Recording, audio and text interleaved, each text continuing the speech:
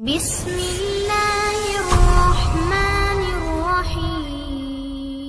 رمضان آ رہا ہے، اللہ کا مہمان آ رہا ہے۔ میں کہتا ہوں رمضان آنے سے پہلے گھر سے 5 چیزیں باہر نکال دو، گھر سے یہ 5 چیزیں باہر نکال دو، ورنہ یاد رکھنا اگر نہیں نکالو گے تو اللہ ناراض ہو جائے گا۔ یہ صرف ایک جملہ نہیں، یہ ایک خوفناک اعلان ہے، ایک ایسی تنبیہ ہے جو اگر دل تک نہ پہنچی تو آنے والا رمضان ہمیں سنوارنے کے بجائے ہمیں ہلا کر رکھ دے گا۔ آج کا یہ بیان آپ کو چونکانے کے لیے ہے، آپ کو جگانے کے لیے ہے، اندر انقلاب پیدا کرنے کے لیے ہے، کیونکہ اللہ کا فرمان ہے، اللہ کا اعلان ہے۔ اللہ قرآن کے اندر فرماتا ہے، اللہ اس قوم کی حالت نہیں بدلتا جو قوم اپنی حالت خود بدلنے کی کوشش ہی نہ کرے۔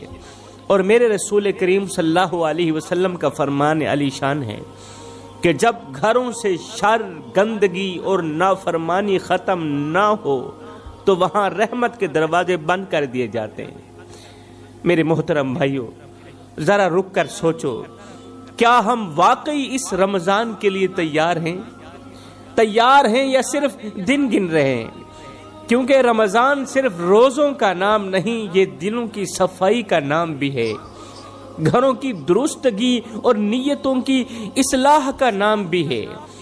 اگر رمضان آنے سے پہلے ہی ہمارے گھروں میں ایسی چیزیں موجود رہیں جو اللہ کو ناراض کرتی ہیں تو پھر یہ مہینہ رحمت کے بجائے ہمیں سخت پیغام دینے آتا ہے۔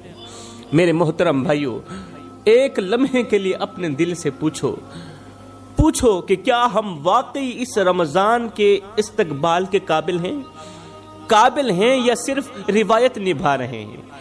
کیونکہ رمضان کا آنا صرف کیلنڈر کا بدلنا نہیں ہوتا، بلکہ یہ اللہ کی طرف سے ایک سخت امتحان بھی ہوتا ہے، ایک موقع بھی ہوتا ہے اور ایک وارننگ بھی ہوتی ہے۔ قرآن ہمیں بار بار یاد دلاتا ہے کہ وہی لوگ کامیاب ہوتے ہیں جو اپنے ظاہر کے ساتھ اپنے باطن کو بھی پاک کرتے ہیں، وہی لوگ کامیاب ہوتے ہیں۔ اور میرے رسول کریم صلی اللہ علیہ وسلم نے واضح فرمایا کہ جس گھر میں غفلت، نافرمانی اور بے پرواہی بسی رہے وہاں فرشتے داخل نہیں ہوتے، رحمت کے فرشتے داخل نہیں ہوتے۔ میرے محترم بھائیوں، اگر ہم نے رمضان سے پہلے اپنے گھروں کو درست نہ کیا، اپنے ماحول کو صاف نہ کیا اور اپنی زندگی سے وہ چیزیں نہ نکالی، اپنے گھروں سے وہ چیزیں نہ نکالی جو اللہ کو ناراض کرتی ہیں، تو پھر ڈر ہے کہ یہی رمضان ہمارے لیے سوال بن جائے، یہی رمضان پھر ہمارے لیے حساب بن جائے، کیونکہ اللہ کی رحمت اسی پر اترتی ہے جو خود کو رحمت کے قابل بناتا بھی ہے۔ اللہ کی رحمت اسی پر اترتی ہے جو خود کو اللہ کی رحمت کے قابل بناتا ہے، تیاری کرتا ہے۔ اور یہ بات جتنی خاموش ہے اتنی ہی خطرناک ہے۔ قرآن ہمیں حضرت سیدنا ایوب علیہ السلام کی زندگی کے بارے میں بتاتا ہے، وہ نبی جن پر ایسی تکلیفیں آئیں کہ سن کر دل کانپ جاتا ہے۔ ایک وقت تھا کہ صحت، مال، اولاد، عزت سب کچھ موجود تھا۔ حضرت ایوب علیہ السلام کی بات کر رہا ہوں۔ لوگ رشک کرتے تھے مگر پھر بھی آزمائش کا دروازہ کھلا، جسم ایسی بیماری میں مبتلا ہوا کہ برسوں تک تکلیف ختم نہ ہوئی، برسوں تک درد ختم نہ ہوا، درد ایسا کہ بدن جواب دے گیا، کمزور سا بدن تھا، طاقت چھین لی گئی، لوگ قریب آ کر دور ہونے لگے، لوگ نفرت کرنے لگے آپ کی بیماری سے، رشتے آہستہ آہستہ الگ ہو گئے، مال ختم ہو گیا، اولاد دنیا سے رخصت ہو گئی، گھر ویران ہو گیا۔ کس کا؟ حضرت ایوب علیہ السلام کا گھر ویران ہو گیا۔ مگر حیرت کی بات یہ تھی کہ حضرت ایوب علیہ السلام کے لبوں سے کبھی شکوہ نہیں نکلا تھا، کبھی شکوہ نہیں نکلا، دل میں کبھی اللہ سے بدگمانی پیدا نہیں ہوئی۔ وہ تکلیف میں بھی یہی کہتے رہے کہ میرا رب جانتا ہے، میرا رب دیکھ رہا ہے، میں کس حالت میں ہوں میرا رب جانتا ہے، میرا رب مجھے دیکھ رہا ہے۔ برسوں کی بیماری، تنہائی، غربت اور لوگوں کی بے رخی کے باوجود بھی انہوں نے صبر کا دامن نہیں چھوڑا۔ برسوں کی بیماری کے باوجود بھی، غربت کے باوجود بھی، ایک وقت تھا، مال تھا، دولت تھی، سب کچھ تھا، مگر آج غربت اور بیماری کے سوا کچھ بھی نہیں ہے۔ ان تمام چیزوں کے باوجود بھی اللہ کے نبی حضرت ایوب علیہ السلام نے صبر کا دامن نہیں چھوڑا، یہاں تک کہ ایک دن اللہ نے ایوب علیہ السلام کی صدا سن ہی لی۔ اللہ نے ایوب کی دعا قبول کی، بیماری ختم ہو گئی۔ جب دعا قبول ہو گئی، جب صدا قبول ہو گئی تو بیماری ختم ہو گئی، ایک بار پھر سے صحت لوٹ آئی، نعمتیں دوبارہ عطا کر دی گئی، مال دوبارہ عطا کر دیا گیا، اور اللہ نے انہیں ایسا اجر دیا کہ صبر خود ان کے نام سے پہچانا جانے لگا۔ ایک دن کسی نے حضرت سیدنا ایوب علیہ السلام سے پوچھا، اے ایوب ایک بات تو بتا، وہ بیماری والے دن اچھے تھے یا آج کے صحت والے دن اچھے ہیں؟ وہ بیماری والے دن اچھے تھے یا آج کے صحت والے دن اچھے ہیں؟ تو یہ سن کر حضرت ایوب علیہ السلام رونے لگے، رو کر جواب دیا، میرے بھائی اگر سچ پوچھتے ہو نا تو وہ بیماری والے دن اچھے تھے، وہ بیماری والے دن اچھے تھے، کیونکہ پورا دن تکلیف میں گزرتا تھا میرا، پورا دن درد میں گزرتا تھا میرا، جسم درد سے چور رہتا تھا، پورا دن پوری رات درد میں گزرتا تھا، لیکن رات کے دوسرے پہر جب درد حد سے بڑھ جاتا تھا اور میرے اندر سے ایک آہ نکلتی تھی، ادھر سے آہ نکلتی تھی، ادھر سے میرا رب کہتا تھا، ایوب بتا تیرا کیا حال ہے، ایوب تیرا کیا حال ہے۔ یہ والا جو جملہ تھا، اللہ کی یہ جو آواز آتی تھی نا، یہ میرے زخموں پر مرہم بن جاتی تھی۔ اس آواز میں رب کی مجھے قربت محسوس ہوتی تھی، رب کا پیار محسوس ہوتا تھا، اس آواز میں تسلی بھی ہوتی تھی اور محبت بھی ہوتی تھی۔ مگر آج جب اللہ نے مجھے صحت دے دیے، جسم کو طاقت لوٹا دی ہے، ایک بار پھر سے آرام نصیب کیا ہے، آج دولت تو ہے، مال تو ہے، صحت تو ہے، مگر وہ جملے سننے کے لیے میرا دل آج بھی ترس رہا ہے جب غیب سے آواز آتی تھی، میرا ایوب تیرا کیا حال ہے۔ آج میں صحت مند بھی ہوں، اللہ کا شکر ہے، آج میں صحت مند بھی ہوں، اللہ کا شکر ہے، مگر وہ پکار سننے کو نہیں ملتی کہ میرے ایوب بتا تیرا کیا حال ہے۔ کیونکہ بعض اوقات تکلیف میں اللہ کی قربت آرام کے سکون سے کہیں زیادہ میٹھی ہوتی ہے۔ ایوب علیہ السلام کا یہ مختصر واقعہ ہمیں بتاتا ہے کہ اللہ کی طرف سے آنے والی تکلیف ذلت نہیں بلکہ امتحان ہوتی ہے، مگر افسوس آج کے لوگ معمولی پریشانی میں اللہ سے شکوہ کرنے لگتے ہیں، تھوڑی سی تنگی آئے تو زبان پر ناشکری آ جاتی ہے، گھروں میں صبر کے بجائے چیخ، برداشت کے بجائے غصہ اور اصلاح کے بجائے الزام نے جگہ بنا لی۔ اگر ہم واقعی اپنی زندگیوں کو درست کرنا چاہتے ہیں تو ہمیں حضرت ایوب علیہ السلام کی زندگی سے یہ سیکھنا ہوگا کہ تکلیف آئے تو رب سے ٹوٹیں، آزمائش بڑھے تو صبر نہ چھوڑیں، کیونکہ اللہ آخر کار اسی بندے کو بلند کرتا ہے جو حالات میں نہیں بلکہ اللہ پر یقین رکھتا ہے، برے حالات میں بھی اللہ پر یقین رکھتا ہے۔ حضرت ایوب علیہ السلام کی زندگی کے ساتھ ساتھ قرآن ہمیں حضرت یوسف علیہ السلام کی زندگی کا باب بھی دکھاتا ہے، ایک ایسا باب جس میں صبر بھی ہے اور دھوکہ بھی ہے، آزمائش بھی ہے اور اللہ کی خفیہ تدبیر بھی ہے۔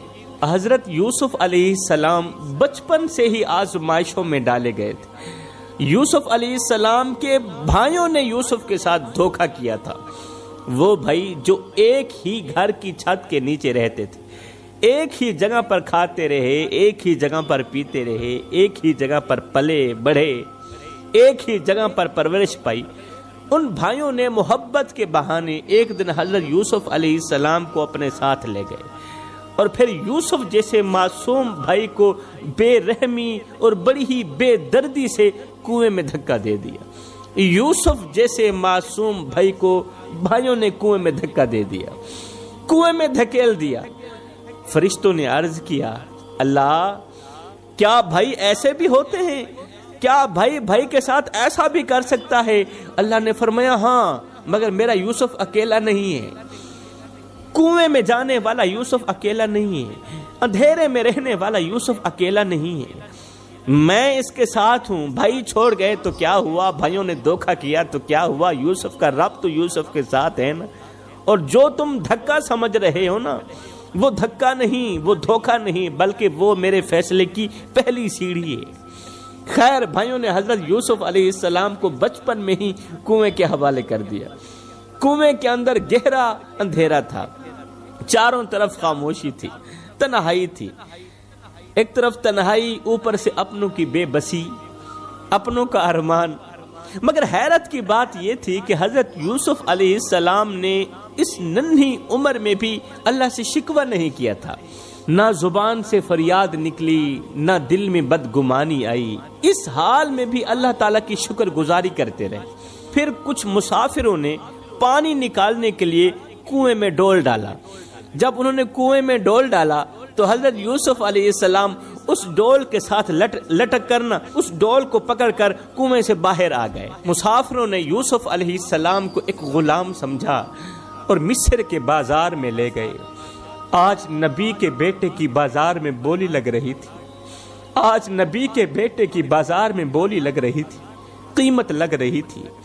بولی لگانے والے کہہ رہے تھے سستا ہے لے لو، کام کا ہے لے لو۔ یوسف علیہ السلام کی آنکھیں جھکی ہوئی تھیں، وہ اپنی لگائی گئی بولی سن رہے تھے اور دل ہی دل میں کہہ رہے تھے کہ یا اللہ، اگر تو اس حال میں راضی ہے تو پھر تیرا یوسف بھی تیری رضا پر راضی ہے۔ باہر سے یوسف علیہ السلام کی بولی لگ رہی تھی، اندر سے یوسف علیہ السلام سوچ رہے تھے کہ میرا باپ مجھے ڈھونڈ رہا ہوگا، میرا باپ مجھے ڈھونڈ رہا ہوگا۔ وہ تو جب تک مجھے دیکھتا نہیں تھا اس کا دل چین نہیں پاتا تھا، آج میرا باپ دروازے پر بیٹھا میرا انتظار کر رہا ہوگا۔ اسے نہیں پتا ہوگا کہ اس کے شہزادے کی مصر کے بازار میں بولی لگ رہی ہے۔ یوسف علیہ السلام سوچ رہے تھے کہ کاش میرے باپ کو کوئی جا کر اتنا کہہ دے کہ تیرا بیٹا ابھی زندہ ہے، پریشان نہ ہونا ابا۔ جا کر کوئی اتنا کہہ دے کہ پہلے میں کنویں میں تھا، اب میں بازار میں ہوں، لیکن ابھی بھی میرا رب میرے ساتھ ہے، میرے رب نے مجھے اکیلا نہیں چھوڑا۔ باہر بولی لگ رہی تھی، اندر سے جناب یوسف علیہ السلام کے دل نے چاہا کہ چیخ کر ان نادانوں کو کہہ دوں، بتا دوں کہ میں یوسف ہوں، یعقوب کا بیٹا ہوں، مگر پھر بھی رب کی رضا بھول نہیں پا رہی تھی۔ یوسف علیہ السلام نے دل ہی دل میں بس اتنا کہا کہ اے میرے رب، تو میرے باپ کے دل کو ویسے تھام لینا جیسے تو نے مجھے کنویں کے اندھیرے میں تھام لیا ہے۔ یوسف علیہ السلام صبر پہ صبر کرتے رہے۔ بھائیوں نے دکھ دیا، آپ نے صبر کیا، بھائیوں نے دھوکہ کیا، آپ نے صبر کیا، غلاموں کی طرح بازار میں بیچے گئے، آپ نے صبر کیا۔ پھر وقت نے قید خانے میں ڈال دیا یوسف کو، قید خانوں کی سلاخوں کے پیچھے بھی آپ نے صبر کیا۔ برسوں گزر گئے، آپ نے صبر کیا، اور پھر ایک دن اللہ نے صبر کا فیصلہ سنا ہی دیا۔ وہی یوسف جو کل تک کنویں میں تھا، آج مصر کے تخت کا بادشاہ بنا بیٹھا تھا، اور مصر کے تخت پر بٹھا کر اللہ نے دکھا دیا کہ صبر کرنے والا نیچے نہیں بیٹھتا، صبر کرنے والا تخت پر بیٹھتا ہے۔ یہ مختصر سا واقعہ سنانے کا مقصد یہ تھا کہ یوسف کا رب بھی وہی تھا جو میرا اور آپ کا رب ہے۔ جو رب یوسف کو کنویں کے اندھیرے سے نکال سکتا ہے، وہ ہمیں ہماری زندگی کے اندھیروں سے کیوں نہیں نکال سکتا؟ جو رب یوسف کو غلامی سے اٹھا کر تخت پر بٹھا سکتا ہے، وہ ہمیں عزت، سکون اور کامیابی کیوں نہیں دے سکتا؟ بے شک وہ سب کچھ کر سکتا ہے، طاقت میں کوئی کمی نہیں، خزانے میں کوئی کمی نہیں۔ کمی اگر ہے تو ہمارے ایمان میں ہے، کمی اگر ہے تو ہمارے صبر میں ہے، ہمارے یقین میں ہے۔ آج کے لوگ چاہتے ہیں کہ کنواں بھی نہ ہو اور تخت بھی مل جائے، آزمائش بھی نہ آئے اور اجر بھی پورا مل جائے۔ ذرا سی تکلیف آئے تو شکوہ زبان پر آ جاتا ہے، تھوڑی سی دیر ہو جائے تو اللہ سے بدگمانی شروع ہو جاتی ہے۔ ہم یوسف جیسی بادشاہت تو چاہتے ہیں، مگر یوسف جیسا صبر نہیں چاہتے۔ یہی وجہ ہے کہ زبان پر ایمان لانے کے باوجود بھی دل گھبرایا ہوا ہے۔ اگر آج ہم واقعی بدلنا چاہتے ہیں تو ہمیں یہ ماننا ہوگا کہ جو محنت اور صبر کرتا ہے اللہ تعالیٰ اس کی جزا ضرور دیتا ہے، اجر ضرور دیتا ہے۔